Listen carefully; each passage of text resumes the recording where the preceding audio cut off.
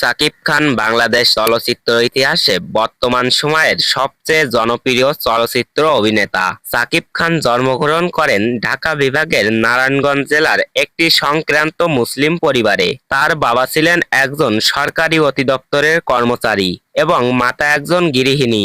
তার পরিবারে অন্য সদস্য বলতে তার এক ভাই ও এক বোন। প্রকৃত নাম মাসুদানা হলেও তিনি সাকিব খান নামে আবির্ভূত হন সোহানুর রহমান সোহানের অন্তত ভালোবাসা ছবির মাধ্যমে, কিন্তু সেই ছবিটি তাকে খ্যাতির চূড়ায় পৌঁছে দিতে ব্যর্থ হলেও কয়েক বছর পরে বাংলাদেশের ইতিহাসে চলচ্চিত্রের সবচেয়ে সফল বেতনভোগী অভিনেতা হিসেবে প্রতিষ্ঠা করেন নিজেকে।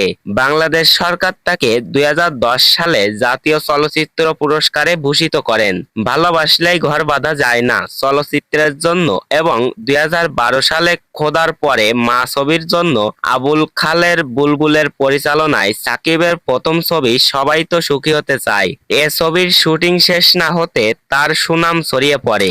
ঢলিউডের প্রযোজক পরিচালক লোকজনদের মধ্যে ছেলেটি ভালো ফাইট করে নাচের, দুর্দান্ত দেখতে ও সুন্দর। এটা 1999 সালের কথা।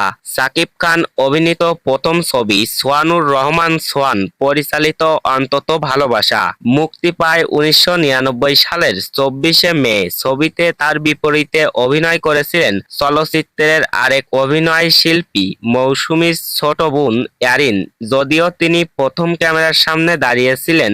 আফতাব খান টুলু পরিচালিত সবাই তো সুখী হতে চায় ছবির মাধ্যমে ছবিতে তার নাম ছিল। ছবি হিসাবে অন্তত ভালোবাসা খুব একটা সফল না হলেও নায়ক হিসেবে সকলের দৃষ্টি কেড়ে নেন সাকিব খান এবং ধীরে ধীরে নিজেকে নিয়ে যান প্রতিদ্বন্দ্বী সকলের নায়কদের ধারা ছোঁয়ার বাইরে।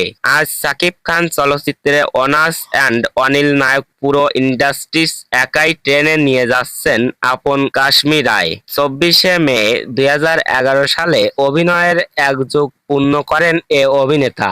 বাংলাদেশের চলচ্চিত্রের নায়ক হিসাবে রেকর্ড পরিমাণ পরিশ্রমের অধিকারী সাকিব খান সর্বশেষ চমক সৃষ্টি করেন বাংলাদেশ চলচ্চিত্র শিল্পী সমিতির নির্বাচনে সভাপতি নির্বাচিত হয়ে। এছাড়াও তিনি এনার্জি ড্রিঙ্ক ও পাওয়ারের ব্র্যান্ড অ্যাম্ব্রোসের। সাকিব খান এখন যেসব সিনেমা নিয়ে ব্যস্ত আছেন সেগুলো হলো পরিচালক হাসিবুল রোজা এবং অভিনেত্রী পাউলি দাবির সাথে সত্য পরিচালক মোস্তফা কামালের সম্রাট দ্য কিং, যাতে তার সাথে আছেন অপু বিশ্বাস এবং ইন্দ্রাণী সেনগুপ্ত এবং একই নায়িকার সাথে রাজনীতি, যার পরিচালনায় আছেন বুলবুল বিশ্বাস। তবে সবচেয়ে আলোচনায় থাকা তার প্রোটেক্ট হলো ভারত বাংলাদেশের যৌথ প্রযোজনা ছবি, যাতে পরিচালনায় আছেন জাকির হোসাইন সামান্ত এবং জয়দেবের সাথে আছেন কলকাতার বিখ্যাত অভিনেত্রী শ্রাবন্তী চ্যাটার্জি।